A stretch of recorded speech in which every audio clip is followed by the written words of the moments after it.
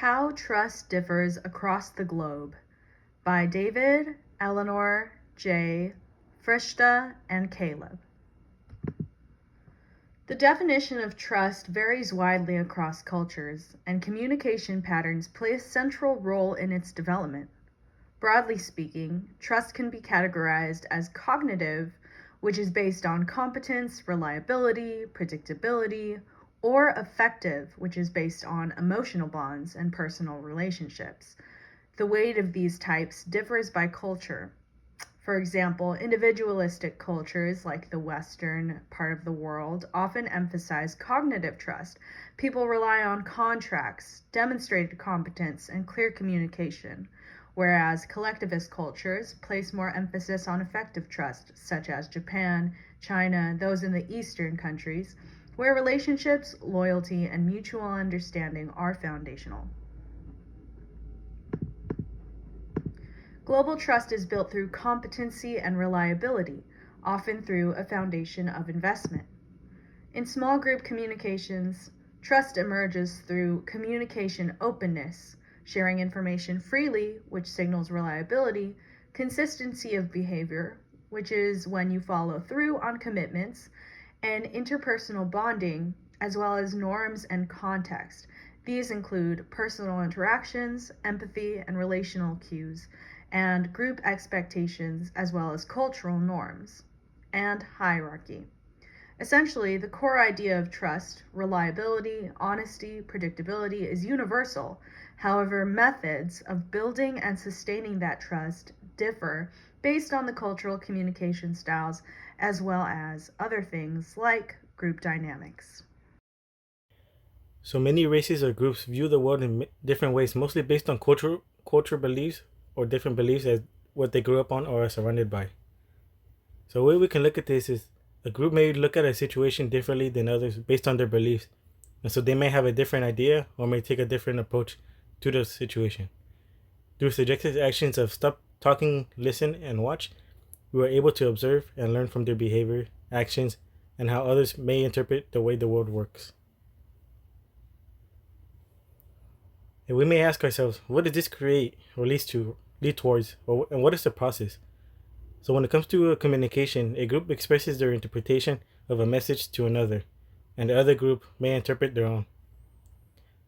Arguments or misunderstandings may occur, but perceptual filters may continue to shift meanings and interpretations, better improving understanding, relationships, and it also allows trust to bloom. There are many examples that demonstrate how trust varies throughout the world. One notable instance is when American tourists travel to quieter countries. One of the most surprising cultural differences they encounter is silence. In the United States, conversation is often used to signal friendliness, openness, and trust. So when Americans enter environments where people speak less, such as in parts of Scandinavia or Japan, they may initially interpret silence as coldness or even distrust. This can cause trust to fluctuate. At first, tourists may feel uncertain or disconnected because their usual social cues are missing. However, over time, many begin to reinterpret silence not as rejection, but as respect, privacy, or social harmony. This adjustment process can be understood through Egolf and Chester's group development framework, which states that groups move through stages of forming, storming, norming, and performing. Similarly, tourists form initial impressions, may experience internal storming when expectations clash, and eventually norm by adapting to new cultural behaviors. In the end, what once felt uncomfortable can become a new form of trust, one that doesn't rely on words, but on understanding. In Japan, silence in public spaces is not awkward. It's a form of respect. On trains, in elevators, and even on busy streets, people often speak quietly or not at all. For many American tourists, this can feel surprising at first, especially coming from a culture where conversation signals friendliness and engagement. However, in Japan, silence communicates awareness of others. It shows consideration for shared space and a collective understanding of social harmony. This creates a unique form of trust. People trust that others will not disrupt the environment or draw unnecessary attention. According to Okamoto, international tourists often notice and reflect on these subtle social behaviors, which shape their perceptions of the country and its people. At first, the quiet may feel unfamiliar, but over time, many tourists begin to interpret it as a signal of mutual respect rather than distance. Ultimately, silence in Japan is not the absence of communication. It's a different kind of communication, one that builds trust through consistency, awareness, and respect for others. Why this matters. Trust is the foundation of leadership. People are much more likely to follow a leader they trust because it shows the leader is reliable, honest, and truly cares about the team. Leaders who are consistent, competent, sincere, and committed make it easier for others to trust and follow them. They are important because they create a successful environment in businesses and companies, and they are responsible for guiding and managing conflict.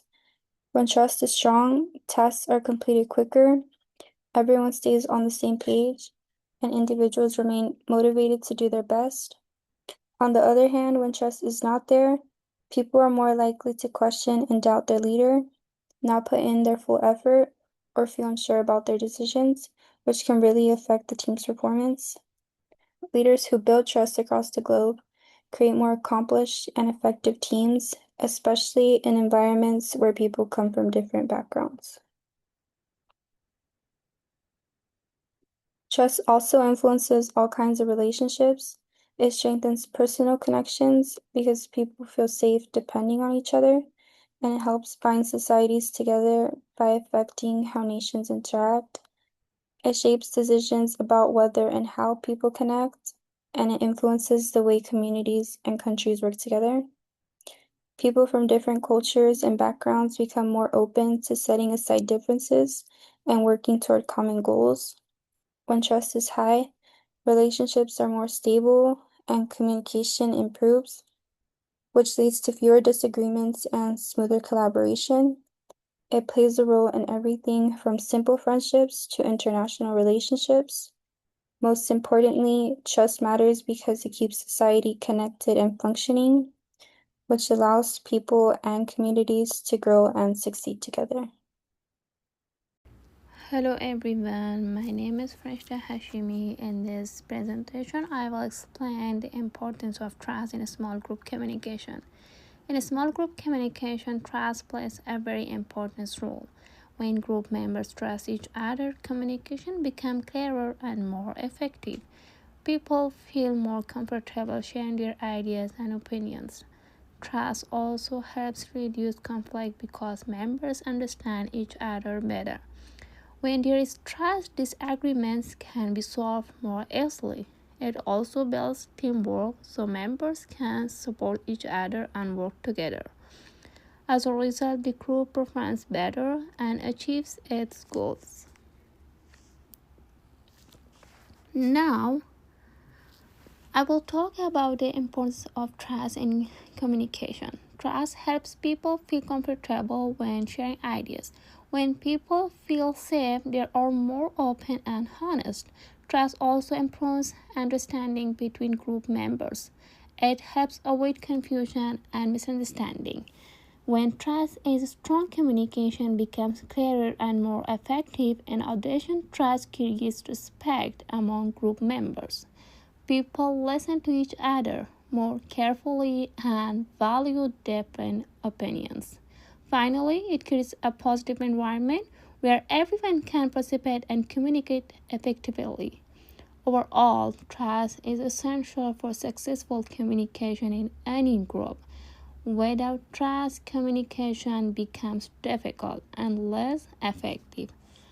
It also helps build stronger relationship among group members. People feel more connected and work better together. And thank you for your listening.